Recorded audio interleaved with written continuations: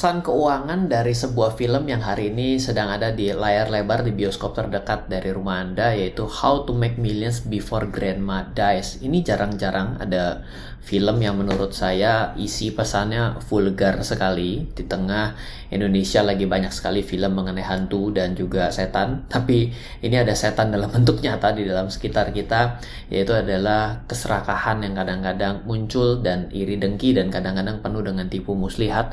Maka sebenarnya How to Make Millions Before Grandma Dies adalah sebuah film mengenai keuangan yang sangat, menurut saya sangat sesuai dengan kondisi yang ada pada hari ini di sekitar kita. Oke, ini mungkin jadi agak sedikit spoiler, tapi saya akan ambil suatu pesan begini. Kalau teman-teman yang belum nonton film ini, maka dengan mendengarkan penjelasan ini bisa jadi kayak spoiler ya. Tapi kalau misalnya mau nanti setelah mendapatkan penjelasan dari video ini dan membuat jadi nonton, ya mungkin jadi saya berarti bisa mengendorse gitu ya. Oke, jadi singkat cerita ada sebuah film yang saya jadi mau nonton karena pertama dibilangin teman saya bagus, yang kedua adalah karena di dekat rumah saya ada 7 studio dan 5-nya mengangkat video ini kan. Ini kan menjadi sesuatu yang agak sedikit kita anggap ini menjadi populer gitu ya. Saya yang biasanya kalau yang 5 studio dibuka itu biasanya adalah film-film Marvel ataupun film-film superhero gitu ya.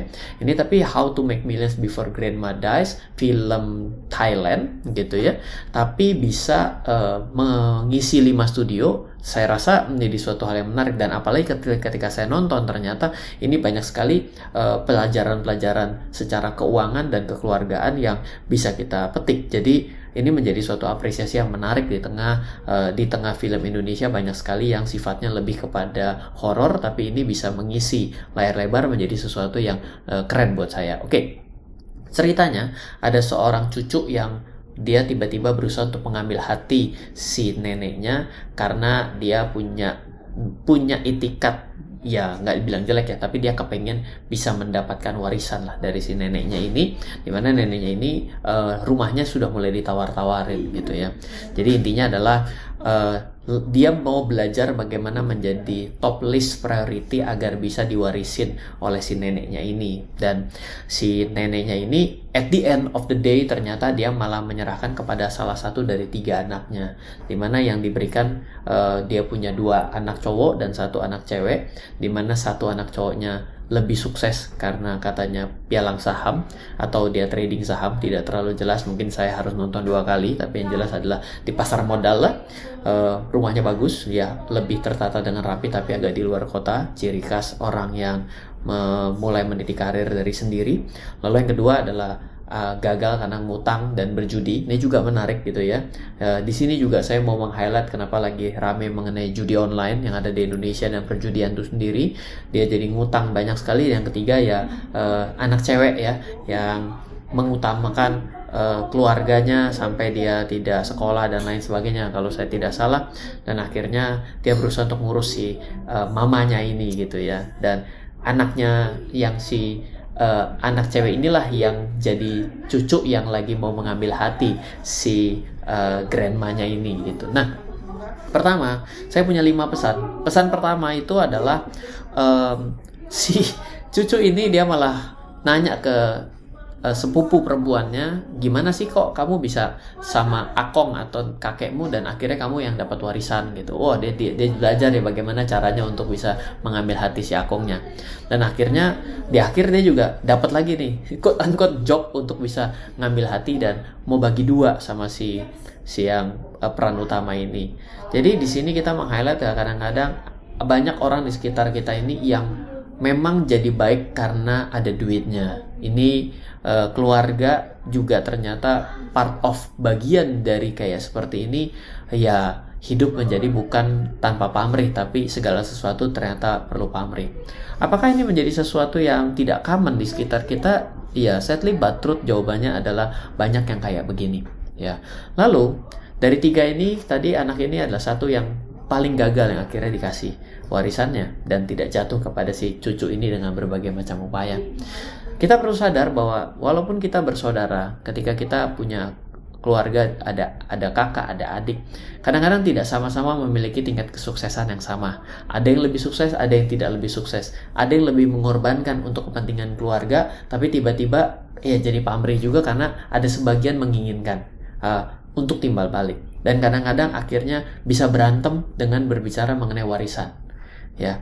Dan akhirnya menjadi tidak saudara dan bahkan tusuk-tusukan. Jadi ada satu kejadian yang baru-baru ini kejadian di sekitar saya di luar Jakarta, sudah berseteru kakak dan adik mengenai warisan. Ketika begitu ketemu, yang pertama kali dilakukan oleh salah satu saudaranya adalah langsung tusuk tanpa ngomong apapun.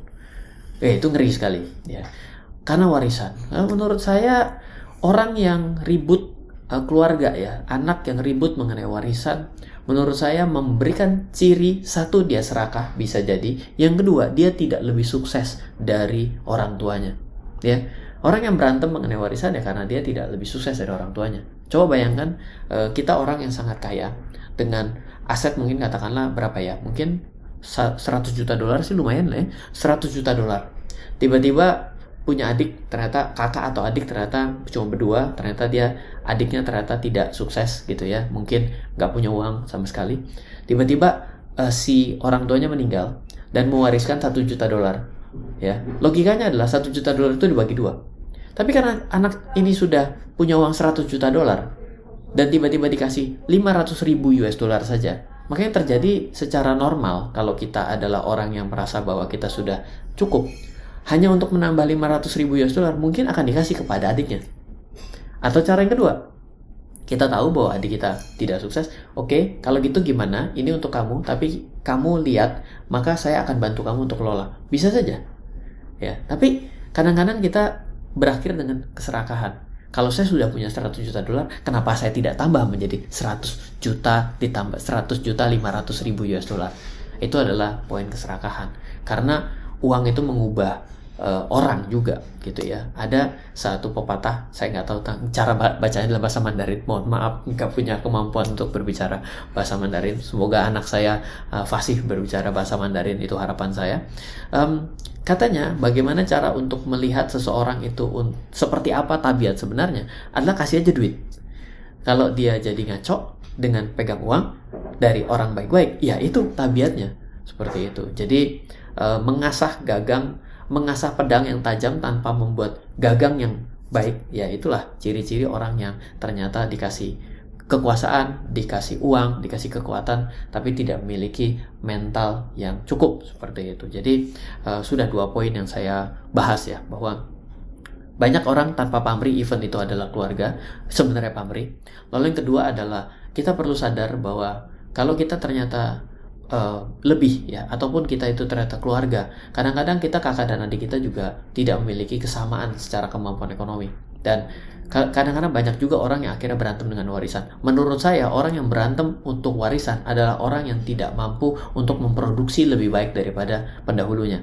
Maka sebenarnya generasinya dari hari ke hari sebenarnya bukan membaik tapi memburuk, ya kan? Nah seperti itu. Oke, nah selanjutnya poin yang saya coba untuk highlight adalah uang itu bisa menjadi suatu sumber keributan, ya. Itu terasa sekali di dalam video bahwa bagaimana si saudara ini itu yang si pialang saham itu setelah tahu adiknya dikasih, itu sampai tidak mau datang ke hari raya. Itu ada Chinese New Year di situ, tidak mau datang ke hari raya.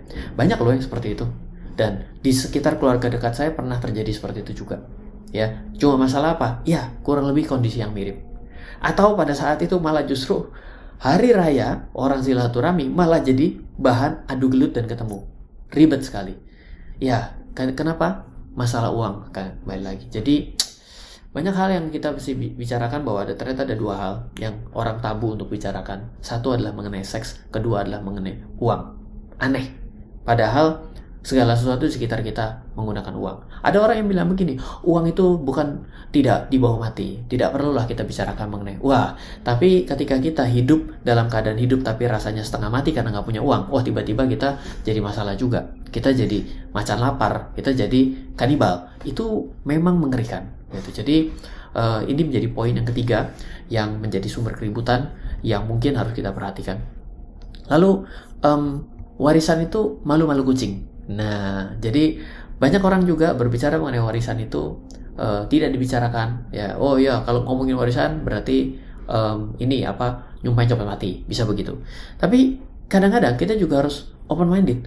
Ini warisan nanti kalau mau dikasih ini bagaimana? Karena apa? Karena ada warisan dari hibah. Ya, kalau di dalam proses memberikan hibah itu kan dengan sadar didorong, ya kan? Kalau warisan itu kan sebenarnya akan mengikuti hukum. Di setiap tempat memiliki hukum yang berbeda. Kalau kita berbicara mengenai di Indonesia, maka warisannya dibagi sama rata.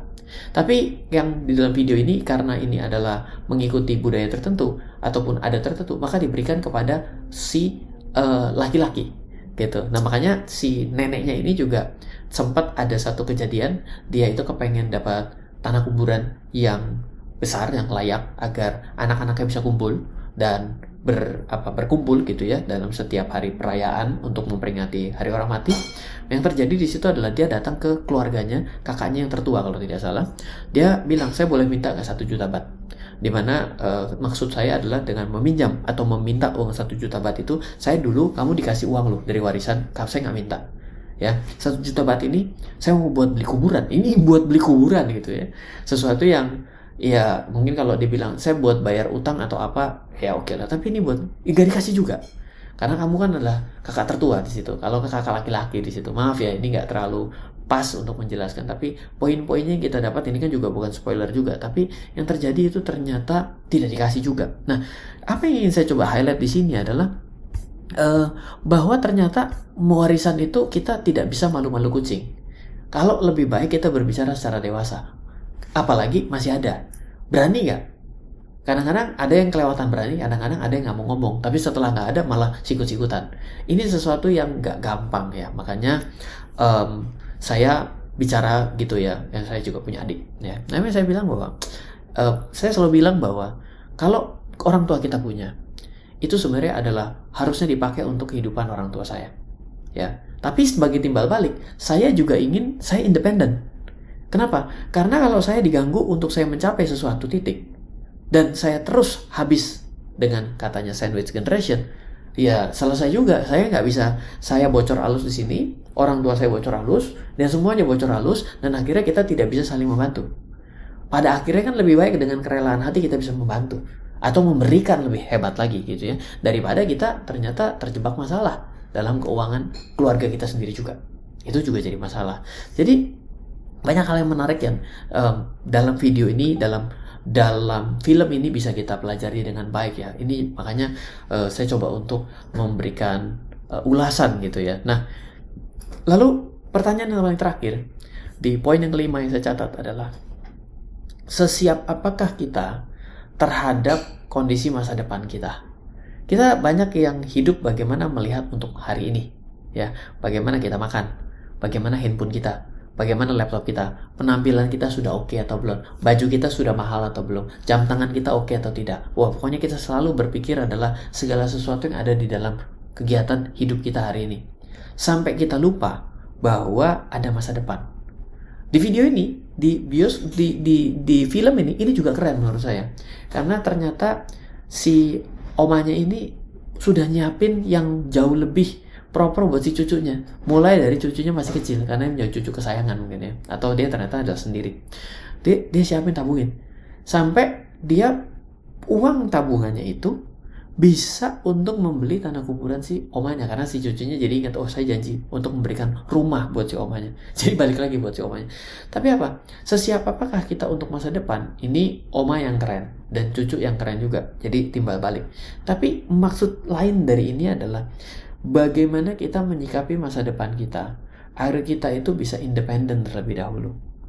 Ini tantangan yang gak gampang. Semua barang harganya naik. Kita hari ini lihat pendidikan anak lagi ribut sekali mengenai sekolah negeri yang kuliah mahal sekali.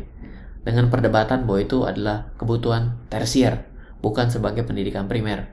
Ini juga menjadi sesuatu yang menarik, di mana kita perlu tahu bahwa pada akhirnya mau orang tuanya itu tidak lulus SD sekalipun, ingin anaknya sarjana kuliah. Kenapa? Memang ternyata secara statistik itu benar. Ketika kita memiliki jenjang pendidikan yang lebih tinggi, on average pada jenjang pendidikan tersebut menghasilkan gaji atau pendapatan yang lebih baik daripada jenjang yang lebih rendah. Jadi sebenarnya ketika kita mau mendapatkan pendapatan yang lebih baik, maka kita harus meningkatkan jenjang pendidikan yang lebih tinggi. Pak, ada loh Pak yang nggak lulus SD pun jadi orang kaya. Ya, 1 dari 100 juta. Tapi berapa banyak orang yang mendapatkan on average layak secara gaji ketika di S1? Atau dia pendapatannya meningkat ketika di S2? Atau dia meningkat kalau dia sudah doktor? Itu jelas secara data statistik dunia mengatakan demikian. Ternyata ada relasi atau hubungan mengenai standar pendapatan dengan standar pendidikan. Nah, ini menjadi suatu hal yang penting. Baru bicara satu, belum bicara yang lain. Bahwa at the end of the day, akuilah bahwa selama kita hidup, kita pasti akan bersinggungan dengan uang, di mana kita kalau kekurangan, maka hidup akan terasa mati. Dan ketika kita tidak punya uang, bisa jadi kita justru malah menjadi orang yang lebih jahat. Mencuri, ya kan, mengambil hak orang lain dan lain sebagainya. Itu adalah pesan yang baik. Saya sarankan teman-teman semua, kalau punya waktu mampir sebentar, mumpung How to Make Millions Before Grandma Dies ini turun dari bioskop, digantikan dengan film Garfield dan juga apa satu lagi, Inside Out ya, itu juga tuh ntar lagi keluar. Inside Out itu juga keren tuh, film pertamanya juga keren. Saya juga ajak anak saya, ya ini dia jarang ya di sini bahas mengenai film gitu, tapi saya tergelitik sekali untuk bisa memberikan beberapa poin dari sudut pandang saya. Semoga selalu bermanfaat, semoga kita semakin hari semakin bijak dalam mengambil keputusan. Salam investasi untuk Indonesia.